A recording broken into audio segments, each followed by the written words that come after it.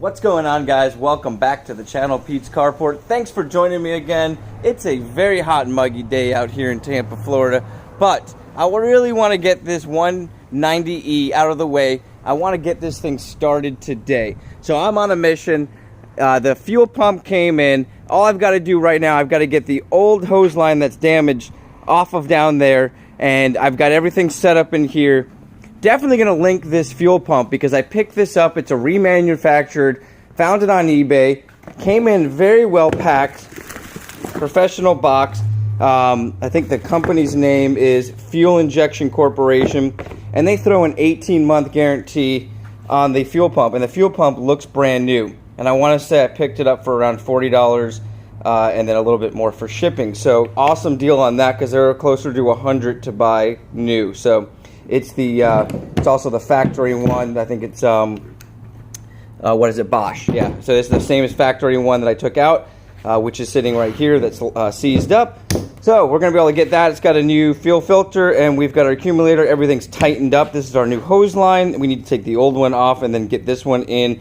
Get everything mounted up. I'm gonna get under the car and do that now. So stay tuned. This is gonna be an awesome video because we're gonna start this 190E.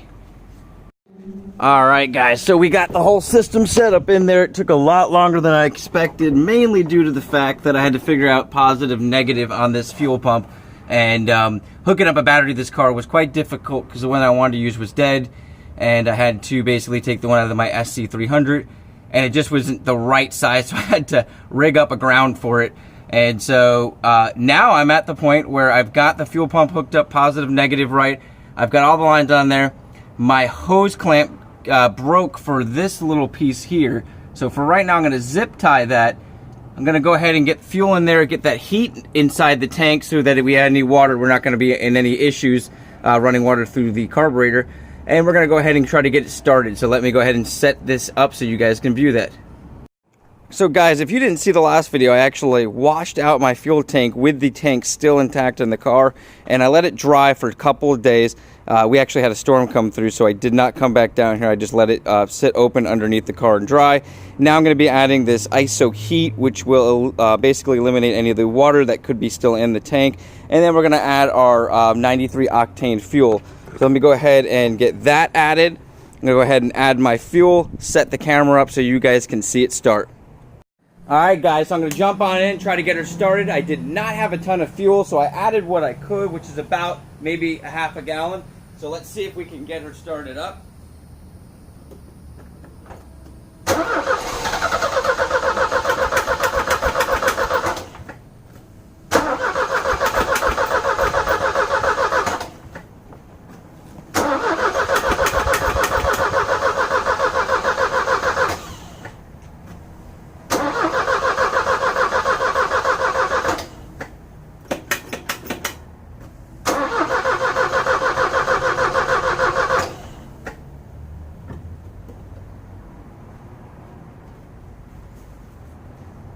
Alright guys, so that first attempt to start the car was a complete fail. Now this is a completely different day. I will always say sometimes it's better to walk away when you're having issues than to try to continue and mess more things up. I was having issues with the battery I was using even fitting into the area, and I had to try to run a negative extension. The wire was not thick enough and it was giving me issues, so I decided to go down to Walmart and swap out the battery I had because I had a warranty and it had gone bad. That is for this car. I also bought a longer negative cable so that I could actually fit it in there nicely. The other thing, when I got back with the battery, I saw some spill underneath the car, and the gas line on this hose that I am going to be replacing split loose, and you can still see it's still kind of dripping, and this is a day later. And that goes to the accumulator. So I'm basically going to run a little fix to that, to where I run a hose from there to there. I had to buy a bigger hose than that was on there. And let me explain that to you and show you guys that. Because I've done this before on the other Mercedes, and it actually worked. And I didn't want to have to try to pull that whole thing out, order in the part, or have one made. So I'm basically going to stretch this hose a little bit. Going to slide it over the basically that metal piece that's still attached to the main hose line, and run this to the accumulator, which is going to be a little bit bigger, but we'll be able to tighten a clamp down on there. And if I have any issues, I could actually heat the hose up, shrink it, and stretch it if needed. So I'm going to go ahead and stretch this hose a little bit. Normally I use needle nose pliers, but I can't find where I stuck mine. And so I'm going to use these. You slide them in, you kind of spin them around. If you need to, you throw some WD-40 on there, which I'll do anyways to slide it over to the other end. So let me get that all set up. I'm going to get more gas added to the car, get the new battery installed, and we should get her started up. Well, guys, I've got some good news and some bad news. The good news, let's talk about that first, is everything I put together down here and tried to fix up is holding up. It looks great. The mounting plate is all in there. All the hose lines are holding fuel. Not a single leak. My fuel pump that I ordered is turning on. I can hear it come on. I'm getting pressure up here. In fact, so much pressure that when I released this line right here, the main line coming in, it basically shot gasoline everywhere. And so I thought maybe there was a clog, so I kind of went through each one of these pieces and found the gas is coming through here and should be feeding to everything. I'm even getting gas up here, but I am not getting gas into the main part of the carburetor. Now, this is a little bit different setup than I would be used to. It's kind of an electronic carburetor.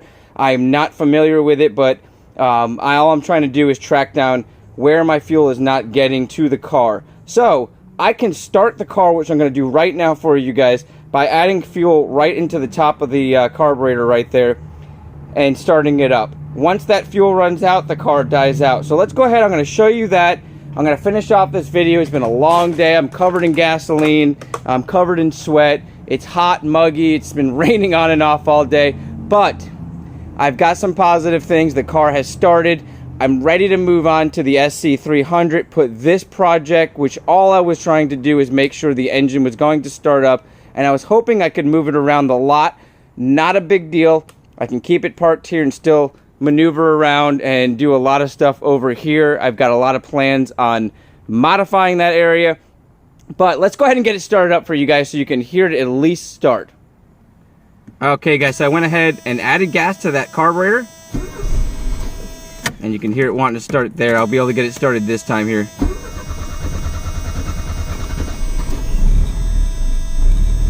Alright, she's fired up.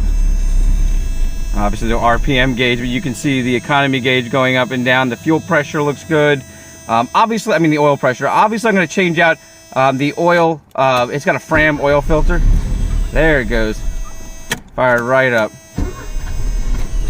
And that's about all we're going to get because it's running out of gas. So leave a comment, guys, if you know a lot about these 190Es. I know I'm going to be able to get this thing resolved. My guess is it's probably something to do with either the electronic part of this carburetor or something to do with one of the lines not distributing gas to this. Hopefully it's not a super expensive thing. I've now come to a decision how I'm going to do this car. This is going to be my drift car. I've been wanting to learn how to drift for a long time. I've been in love with the rally style cars. I love the style of this 190E. And the best way to learn how to drift is to do it safe, like anything else, and not get something with massive horsepower, but you need something rear-wheel drive, and it's a lot better if you've got a manual, and that's why I was on the hunt for a classic, fun manual that I could have, that with nice styling, that I like, that I can bring to the track. I can tow it maybe with this Range Rover, and we can have a lot of fun. So stay tuned, guys. I'm going to be setting this car up. We're going to start drifting, and I'm going to teach you as I learn how to drift, how to build, how to do these things. I'm excited about it, guys. You have an awesome weekend, an awesome week. This is Pete from Pete's Carport. I hope you guys learned a little bit, and if not, at least you had fun.